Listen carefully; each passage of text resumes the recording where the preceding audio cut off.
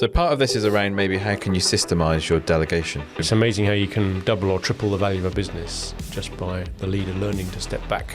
It's letting go, but also an empowering piece at the same time. This is the year you try and do something different about how you scale your business. Was around that inability sometimes of founders to be able to let go and delegate.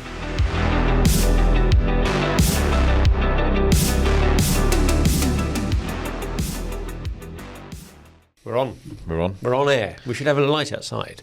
Now, those red ones you see, I don't know if they actually exist in radio studios, but whenever you see a radio studio on the telly, it's got a big red light, hasn't it, saying on air. Well, speaking of red lights, we put all our Christmas trees up this weekend. That's one of the worst links ever, but okay, I'll give you that.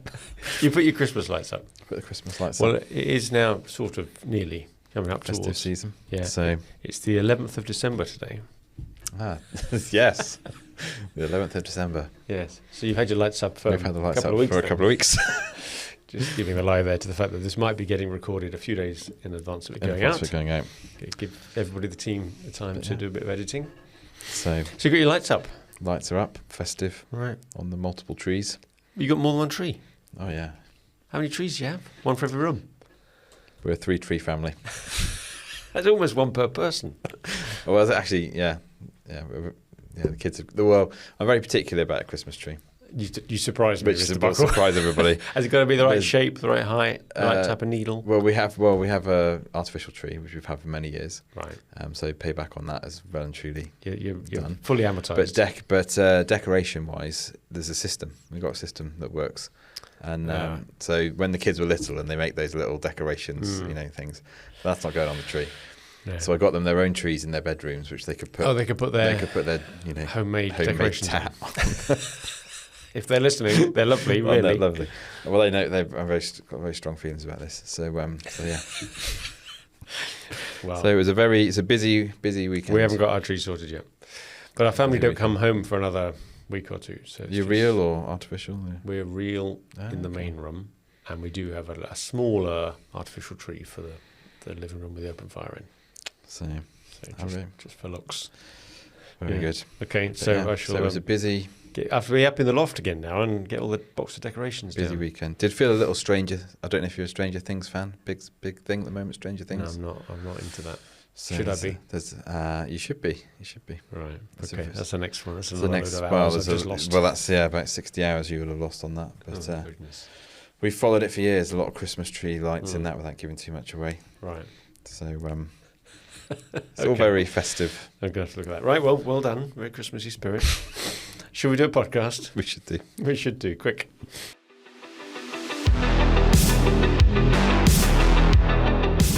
Hello and welcome to a very special episode of the SME Growth Podcast from Wellmeadow because it's our 150th. Did you know that? No, I didn't know that. It just crept up on us. Too busy decorating. Yeah, 150 episodes. That's a lot. We started out saying let's do 3.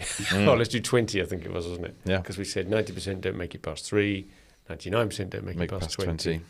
Well, here we are on 150. 150. So we're in the top 1% of podcasts. 1%. Probably even smaller percentage than that of those that have made it to 150. Great. Well done us. And there we go. Yep. So have we lined up anything special to celebrate our 150th? Have we got cake? Have we got beers? Have we got anything? Well, given that I didn't really even know. Nothing at all. Nada. Probably not. Not a lot. I think we'll have to wait for 200 then for the next big one. So it's been just over 3 years. So thanks for those of you that have stuck with us. And also hello to those of you that have joined us recently. 150. So today we're going to be talking about how can business owners, especially SME business owners, learn to let go. It's the ability to delegate and the penalties of not doing so. That's today's topic. But quick rundown of the last 3. Have you written them down? I haven't written them down, actually. Right, I've got them here. I've saved you. That's all. So think before you scale. It was last week, episode 149. Episode 148 was all the new stuff that came out in HubSpot. And that was the one that we called Is HubSpot Your New AI Teammate? Yeah, interesting concept there. A lot of stuff coming in with that. And the one before that, 147, was your chat with Neil Ackroyd. Yep. Very interesting about business valuations and an alternative model to passing on through protégés. A sort of sobering sanity check maybe. For exactly. And that minimum point that unless you've got $1 million EBITDA, then really businesses aren't saleable other than in unusual circumstances. So there are previous three, which brings us to today. Yeah, and some of that 150. episode Neil did touch on, as have some of the others as well recently, around the sort of psychology of business leaders and business owners, and that whole piece around, are you building a management team to help do some of the decision making, and that kind of trap that you can find yourself in where you just become the doer rather than the delegator. Talk about psychology. I've got a psychologist coming in for next week's episode. I'm going to be interviewing, talking about things like the psychology of dashboards and measures, and whether they're always positive or not. You know, what's the downside of having measures? What's the positive side from a psychological point of view? So I'm quite looking forward to that one. Interesting to see how that goes. So anyway, we're talking today about this the delegate thing. Yeah, and it's not something I'm particularly good at. You may have commented before. I'm very much, if you're talking to this sort of fictional SME founder manager in this podcast, I've read your notes, then you could be talking about me, couldn't you? There was a persona in mind. Yeah. So this is very much a kind of preacher heal thyself episode. Now, see, when I first said that, I thought that was actually the phrase rather than physician heal thyself, and it stuck. So for those of you out there that have not heard me misquote that one before, Richard's taking the mic. A mashup of practice what you preach and physician heal thyself. Well, what's the other way around then? Practice what you heal. It doesn't work. Quite work. So, and again, this has come out of just questioning a few other business leaders as well to say what's a hot topic that you'd like to hear about on the podcast, and this whole idea of moving from being a doer to a delegator, particularly as you look to scale. Yeah. And even if you have scaled, some of the stuff we talked about with Neil was around that inability sometimes of founders to be able to let go and delegate, which obviously then causes problems from a decision-making point of view. It causes problems from a scalability point of view. Yeah, all those sorts of things. Business valuation. So we talked before, weren't we, about multiples, and I know they only apply maybe when the business has got a profit to multiply it by, of a million or above. But actually, the multiple of an owner-led business is tiny. Yeah. 1 or 2 maybe, if you're lucky. Because they know that taking the leader out, you've got nothing left. Nothing left. Yeah. So it's amazing how you can double or triple the value of a business just by the leader learning to step back. Yeah. But there is this fear of the precipice of what happens. The transition. Getting used to doing it. It's probably like riding your bike without the stabilizers for the first time. That type of. Well, I worked with a client once, and he took a Saturday off. He was sort of B2C business, and he took a Saturday off, and I think they took 50 quid or something, and that was he never took another Saturday off for about 30 years. Right, because on that one day, because he was just worried then forever on that if he wasn't there, nothing would happen. Yeah, and clearly, I mean, if that's what you want to do, then. That's fine, but it's not going to be what a lot of people kind of set a business up to do, is it really? So unless you like the idea of working 12 hours a day and having all the decisions. I think as well, lest we get too far down the road of thinking this is just a small business founder problem, I think we see elements of this at businesses of all sorts of sizes, because even in a department you could apply this same philosophy, right? You could have a department head that's making all the decisions and staying till late at night and doing everything and not delegating. So it's not just applicable here to the valuation thing about the founders. And I think there's a tension with this as well. It's letting go, but also an empowering piece at the same time. Yeah. So at the same, it's almost like the mother eagle when she's teaching the baby eagle to fly. She just throws them out the nest. Is that what they do? That's what they do. Right. They throw them out the nest off the cliff, but then the mother will swoop down and grab the baby on its wings and lift it, type of thing. So that's a kind of. Let's see that. It's a powerful metaphor. Gosh, I'm not quite sure how we draw the parallels with that. So. Interesting study, read that Gallup study that we looked up there. 500, it was the Inc. 500 list of companies, wasn't it? 143 founders were interviewed, and those that claimed or measured on these psychometric tests as having a strong delegator ability had 33% higher growth. Yeah, I guess there's all sorts of studies trying to prove this point. It doesn't get away from the fact that even though all those business owners that feel they're trapped in I've got to do it myself because I'm the only one that knows this stuff, they probably still all have the view that they need to get to the other side of this transition. Yeah. They need to get to the point. They wish that they could delegate and they had the team around them all trained and all doing the right things. So I don't think it's about not wanting to do it. at a very highish level. Yeah. They didn't want to do it in the moment, in the day, because they haven't done all the preparation and all the work we're about to talk about. But I think everyone in that position, even a manager of a department that's very central, still wants to move on. The classic trap, isn't it, is that I'm too busy to tell you how to do it. Yeah. It takes me longer to explain to do it than to do it myself. And that's almost universally true. Yeah. And yet it's still a very powerful, no matter how much you tell yourself, of course it's going to take longer to explain it. That's, because I know it, I don't explain it to myself. And yet you still use that as an excuse not to do it. So part of this is around maybe how can you systemize your delegation? There's an element of that. I think maybe almost building a bit of a framework. Before you get to the how, though, what is it that triggers someone finally to stand up and say that, I'm an alcoholic moment, and do that admission that, okay, this is it. This is the change now. I'm not just going to carry on repeating the motherhood and apple pie statement that I should delegate more, but then go back and not. There almost needs to be, the pitfall of not doing it has to suddenly be rearing up right in front of you. Think, right, this is it. I can't go anymore. I've now got to, step back, trust people more, put all the foundations in place. I think probably the big trigger, or a big trigger, is probably family. So either spouse, partner, or I've had clients before where they didn't even know what year their child was in school.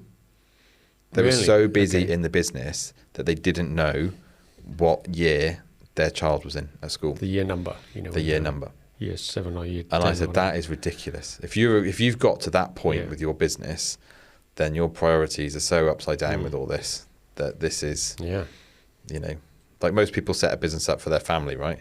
So if actually now it's killing you don't even know, you're not spending enough time, then so I think that can be maybe that realization moment where actually something's got to give here. Well, okay, that's one then. You're getting the pressure from outside, from those that love you and you're supposedly doing it for.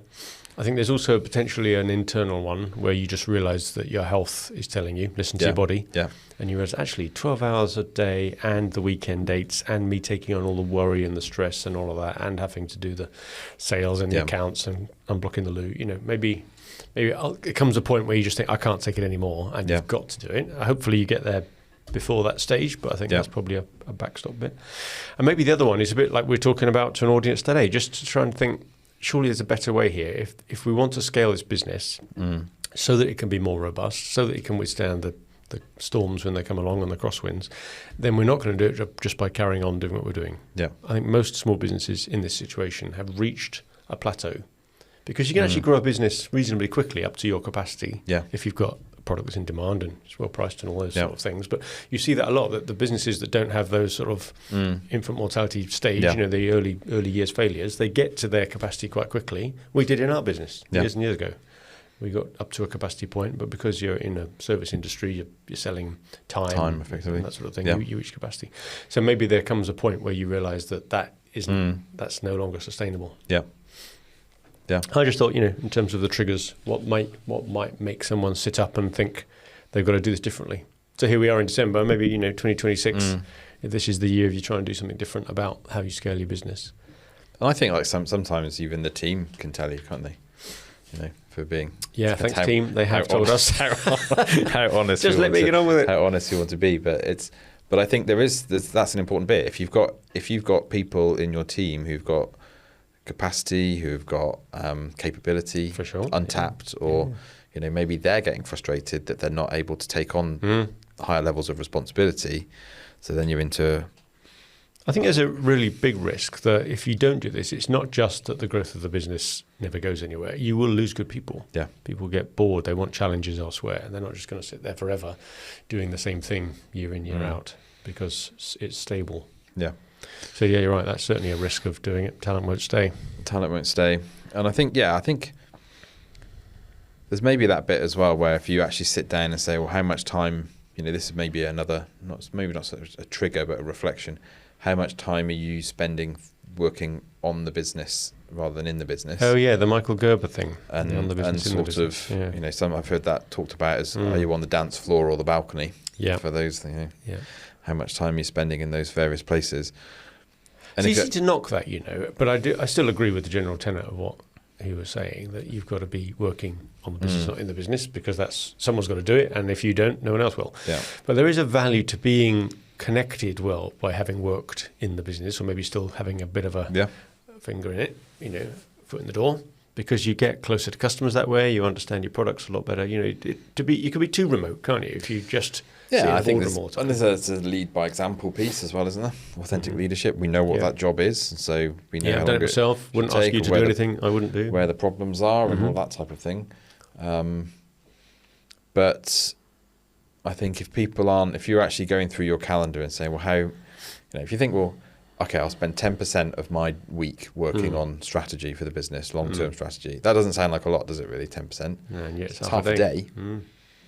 How many people spend half a day just... If Clive's listening, he'll remember that. He said once that he told his managers, if you split your week up into doing, managing and directing, then maybe in a small, medium-sized business, the doing is still 50%, 60% of your time, just because we haven't got the capacity to just be managers. But even if it is, have you carved out, say, 30% to do the managing and then 10% to do the strategy? But made exactly the same point. 10% is half a day. It's half a day. Which half a day this week have you said that you're being your director level position? And yet every single time, I imagine there's many people listening who will have diarised this. I myself, for the last 2 or 3 years, have put every Friday in. I've got Friday afternoons blocked out. As do not book Wellmeadow thing. Never works. I've probably spent under 5% of those exclusively looking at that stuff, because...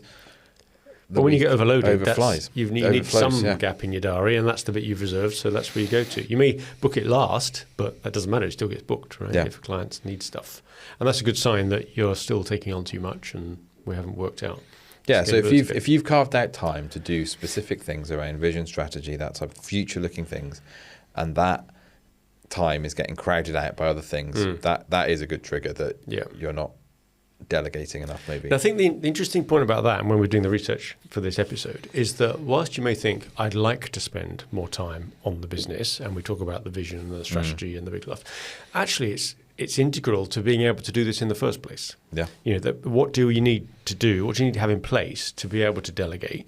You've got to have a vision and a strategy in place. And this is, I think, something that even department heads can think about. It's not necessarily the whole business, but unless you've made it very clear where you're trying to go, you're never going to feel safe asking other people to make decisions for you. It's a bit like saying, get in the car and drive me somewhere without telling them what the destination is. Just drive. Well, no, you're going the wrong way, but you didn't tell me what the right way was. Well, it's obvious, isn't it? Well, no. Yeah. And I guess that's where there's a danger of thinking that working on vision and strategy is a bit airy-fairy, a bit of a luxury. But actually, unless you've got enough detail on that and you've made roles and responsibilities clear and put the training in place and all of that, then no one will ever be able to telepathically work out what you were going to do. And I think even that, I think maybe, yes, vision is a longer term thing. And we've probably done a podcast at some point on vision. We've done vision. Early days. I think it's Collins Porras. Jim Collins. I think that's single digit as one of the first ones, that actually, in the annals of gosh, right, an early podcast. Early podcast. The old branding. Don't go back too far. When I had hair. don't go. It wasn't that long ago. Don't go back too far. It gets a bit ropey towards the start. We could do another one on vision then. But do a remix. But I think even that vision, you could have a vision for the week, couldn't you? You could think about, if you're thinking about it in terms of connecting it, saying, right, our bigger vision is this. This week we need to get through the week. What's the vision for the week? Okay, maybe that's more of a plan. Yeah. But you could, I think, even maybe starting to cast it a little bit in that way might help you get your thinking, elevate your thinking to that bigger level. People think too much about how complicated a vision or a strategy has to be. At simple level, could you ask your team to write it on a Post-it? Yeah. It's not about a page of A4 or a document that's 20 pages long or a slide deck that's got all this competitor analysis and all that. Just very, very simply on the back of a beer mat type of thing. Well, I was having a conversation with a mate of mine yesterday, and he was talking about, so he's worked in consultancy jobs and things, and we were watching my other mate's little lad play around. He's 2.5 or something, and he goes, I just want a job. He's looking for a job at the moment. Because I just want a job that I could explain to a 2.5-year-old and they would understand what I do. Like, that's what my job title needs to be. That's his measure of success. Like, that's kind of like quite interesting, because we make up all these fancy words and whatever kind of revenue strategy, blah, blah, blah, blah. And it's like, no, I just want to be like, truck, like I'm a truck driver. And I think what he's saying is like, let's not overcomplicate some of this stuff. Let's actually just... But some things are easy to explain than others. If you were trading financial derivatives, that may take a bit more than truck driver, doctor, teacher type explanations, mightn't it? I could probably come up with one, but it would be offensive. Yes. True. So building go-to-market strategies for companies based on HubSpot is still a bit too airy-fairy, isn't it? It is a bit. Couldn't explain help it to a companies to 2-year-old. grow. We just help companies get bigger. Enabled by HubSpot. Well, in part. For the 2.5-year, they don't need to care, do they, how it's enabled? Yeah, That's the the second headline. order. Doctors make people better. Yeah. Teachers impart knowledge. We help businesses get bigger. That's kind of there you go. That's the 2.5-year-old version of what we do. That's the Duplo version. So you've got to work out this vision then. You've got to make sure that there's some North Star, and then the strategy behind it, once again, doesn't have to be the 25-page slide deck, does it? It's just the big decisions. They say strategy is just a coherent set of decisions that get you towards an agreed endpoint. We often talk about, is it Richard Remote? Good strategy, bad strategy, and he talks about 3 areas of that: of the diagnostic, of being what's actually going on around here, honest appraisal of like where are we type of thing, and then the set of guiding principles. So, okay, what are our principles for growth? Yeah. How are we going to do it? Some values, I guess, come into that as well. Mm-hmm. And then a coherent plan to actually bring it all together and make it happen. It's a coherent plan, isn't it? Informed by the other two. Yeah. I think the values as well get a bit of a bad rap, just in terms of how valuable they are. If you're going to delegate, you've got to make sure that everyone understands. And the problem, I suppose, is that it's easy to take the mick out of them. You've got 5 or whatever worthy sort of words on the wall. What's the point? But unless you're living them and saying, no, come on, that's not how we do it. Yeah. Are we here to try and make money at all costs? Are we here to provide the best possible outcome at all costs, regardless of whether we make money? Yep. Are we here just to keep everybody who's employed happy, regardless of whether the customers... These are all extremes. Okay, so if not those, what's the blend? What's the blend, yeah. How are we managing to balance what employees want out of their job, what clients want if they're going to give us some money, and how we charge for stuff and keep quality going? Okay, so that's about the vision, the strategy, the values, structure. It's sounding like that Ran 1 rocket. It sounds like the Ran 1 rocket, isn't it? Yeah. This is about those roles and responsibilities bit. Yeah. Does everybody actually know? I remember I had a chat once. I think it was Mark. Mark, if you're listening, you'll remember this. We said, what's the simplest possible thing we can write down for job descriptions? And we said, well, we've said this before, in a company there's probably 3 or 4 main roles. Make it, sell it, count it, or design it, make it, sell it, count it, or whatever. Find out your big ones. And then just put someone in charge of each of those. Right, selling it. You just sell them. So you are in charge, not on your own. There'll be a team around you. We'll all help out. But ultimately, if there's one person responsible for getting the orders in, it's you. If there's one person responsible for delivering it, it's you. If there's one person responsible for making sure that we don't run out of money, the cash is managed, the counting bit, get the pricing right, run the commercials, it's you. And I think there's almost a nervousness of making that too blunt, too obvious. Because, well, hang on a minute, it's a lot more people involved in that, and I'm not the only one that impacts whether we get the orders in because you've got to deliver it well. Yeah, okay, but ultimately... someone has got to put their name on against that area, even if it's part of a team, right? You don't ask the goalie to score all the goals or the striker to be back in goal. You've got to have a bit of a clarity. Play position. Ultimately, Well, I think as well, that's another...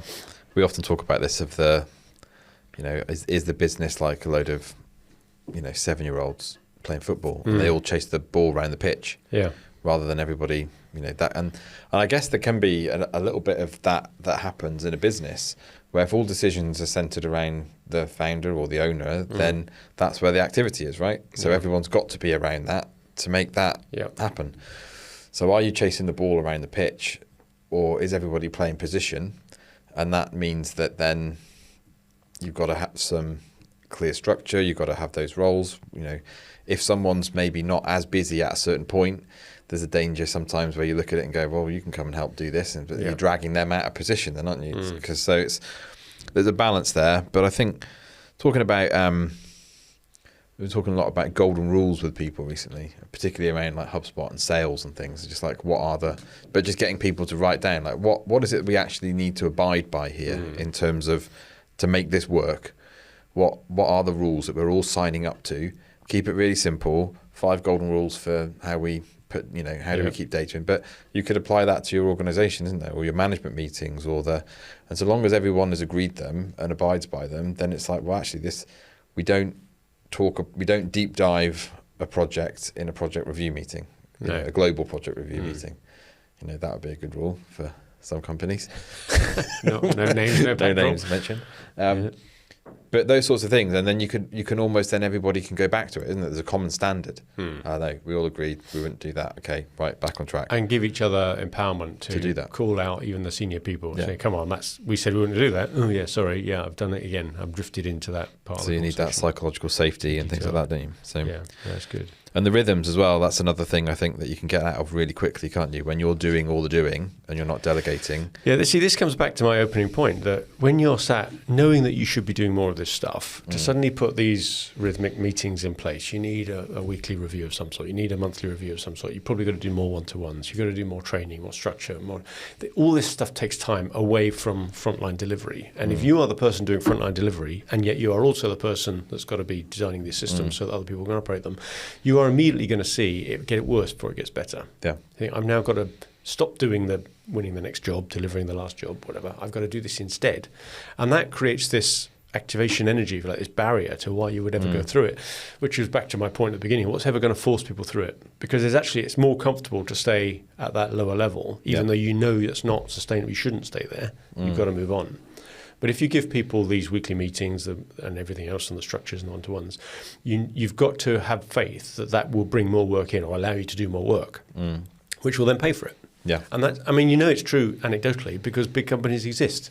Yeah. If that were never true, no company would ever be above 5 people, right? Yeah. Because you'll all work out that actually it's a waste of time. Why do we bother having weekly meetings and monthly meetings and one-to-ones and job descriptions? And yet clearly it's true. That's how you get thousands of people working in a company. They've got these structures. And yet it's really hard when you're in that 5, 10, 20-person firm thinking what life might be like on the other side of it, because you see it getting worse before it gets better. Yeah. So I guess you've got to somehow break it off in little bits, the whole eat the elephant. But I guess that's what the vision's for, isn't it? Is to give you enough impetus to say it's worth getting over the hump. Yeah. And I guess if you haven't got the confidence that the market is there, or your ability to sell is there, or your ability to deliver even is there, something will hold you back. Yeah. It's a bit like the difference between going to external investors because you can persuade them, but you never put the money in yourself. You've got to back yourself first, right? It's like Patrick Swayze in Point Break. Have you ever seen Point Break? I haven't, no. Surfers that rob banks. It was I haven't seen Point Break. Pretty influential film in my childhood. Well, you being a surfer and all. And aspiring. If I was going to be a criminal, a bank robbery would probably be That's what you go for? That was what I go for. For the glamour? Yeah, I think it's kind of respectable, isn't it, in those circles. You think you get a bit of kudos in the pub? Yeah, I think Could you explain that to a 2.5-year-old? What do you do, Dad? Bank robber. Wow, great. Yeah. But he says, what's his many famous quotes. I pretty much have memorised. I've watched it so many times. Really? I pretty much memorised the script, to be honest. Goodness. But he says, fear causes hesitation, and hesitation will cause your worst fears to come true. Okay, right. So that's the. Well, that's very appropriate though. This is why you praised it. Yeah. So it's. I think you're right. You could almost worry yourself into the status quo being the status quo forever. Yeah. You've just got to think, I've got to get through this period. But I mean, you don't want to be rash or reckless about it. You don't just say, right, that's it. I'm now going to stop selling, stop delivering. All I'm going to do now is to pull the systems in place, get a team around me, come up with a vision and strategy, and off you go. There is a danger that you're almost like tempting fate there, aren't you? So, right, come then. I told you I'd step back. There you go. You're all failing. Yeah. I told you you'd fail. Well, speaking to someone the other day, he's done a lot of this leadership thing, and he was very much around documentation and systemizing, almost as being part of the vision of growth. And I think maybe that's where entrepreneurial-minded people don't like the. Maybe they're not good at it. Probably not. I mean, it is a skill set to be able to go and say, I'm going to document how we do this process so that someone else can pick it up. Do you remember episode 23, 7 stages of growth of a business on the 7 Ages of Man? And I think that early stage where you're going from a founder who's just one of 2, 3, 4, 5 people into even that next tiny step up, 10 or 20 people is enough of a team that needs a bit of organising, right? Yeah. And I'm not sure all founders can make that jump. Because like you say, you have to then not be frightened about, just when you mentioned it there, I can imagine some people recoiling, oh my God, documentation. Yeah. I've got to put systems in place. Can't people just sort of know this stuff? Can't just get on with it? Surely instinct. It's common sense, isn't it? Yeah. You can hear people sort of saying that back. Why would I spend my time writing all this stuff down when, no one wrote it down for me? Yeah. You can just hear all these phrases all the time. And yet there's got to be some level at it where you do accept that that's the only way of moving it forward. Yeah. But I'm also not wanting to make that sound as if that's the textbook approach and that's the only, you've got to write everything But one down. of his things was like, that's how you retain the value in the organisation. So if other people leave, he's like, so if I've got a team of people and say you just, through natural wastage or people just whatever, you're losing 5% a year or something like that. He goes, well, that's 5% of the IP walking out the door if it's not been captured and put in a process and, documented. So I thought, well, actually, it's quite...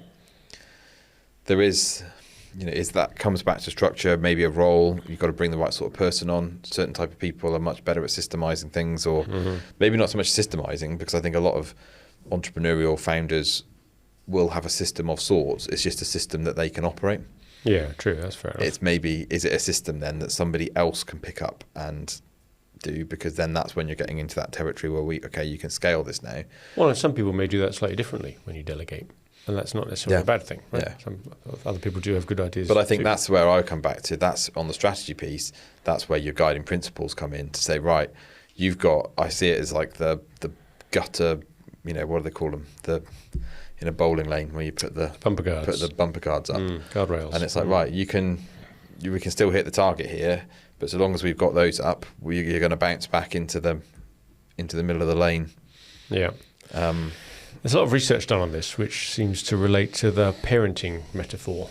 Okay. Business is your child, and you've got, as a parent that for that child to grow up, you've got to give it more responsibility, let it go out at night, take the stabilizers off the bike. That first night they go out and they don't ring you when they're coming back. Like all that stuff, it's going to happen. Yeah. And yet, I guess because a company doesn't inevitably grow up in the way that a child doesn't go through those teenage years and leave, you are at risk of leaving it infantilized forever. Yeah. How about that? There we go. There you go. So you've got to do that. But then there's also a point which you come up in the research about it, delegation and grief. That there is going to be a moment where, as you delegate, you're no longer involved anymore, and you like being involved. It's what you did. You like the rush of the sale. You like doing the face-to-face delivery all the time, and you like being important. And there will be a certain amount of loss associated with that. So you've got to replace that with the positive attributes to having a bigger team all doing the right thing. Someone was telling me about a book, which I can't remember what the title was, which isn't probably very useful. Well, I'm sure Meg can put that in the show notes if you think of it. If I can remember what it is. But the thesis of it was about how your role changes as you get older. And as you get to sort of that 45, 50 years old type mark, just how your brain starts to change to become more of the architect, overseer than the doer type of thing. Yeah. There's some psychological research. It was a psychology book, and there's some psychological research about how that happens. So for a lot of people, that becomes a big struggle because you're changing your, like, a bit of your identity almost. Like, I used to do this, and now I've got to do this. Yeah. But that's just how your brain starts to work and things. Anyway, that's probably a terrible summary of it, but there's something around that actually it's just, there's a physiological and almost sociological change at that level as well, which again, kind of that older version of yourself type of thing. How do you, if you were always the doer and now you've got to be the delegator, is that a different version of you? I think there's probably some good books on this then. It'd be worth digging up that one, maybe putting a few in the show notes for this. Yeah. I can imagine that, as I say, it's the time of year when people are starting to think, come on, 2026 has got to be a bit different.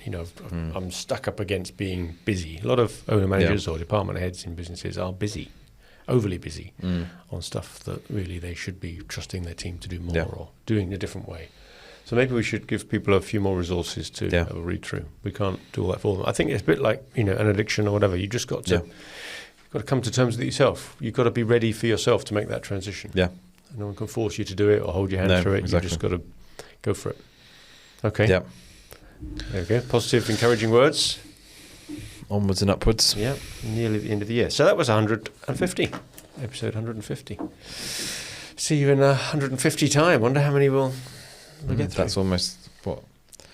Another 3 We years must be getting to close to 100 hours of content. content. Yeah, exactly. Scary thought. Good. Well, thank you again. Thanks for doing the research on that one as well. Interesting topic. And thank you for listening to another episode of the SME Growth Podcast from Wellmeadow. Lots of stuff there. And I suspect when you were listening to that, if you made it this far through, you maybe had someone in mind who might actually benefit from taking on some of the things we've talked about. So perhaps you could forward it on to them. And if you do, then we'll be eternally grateful. Thank you very much. Good luck with your business.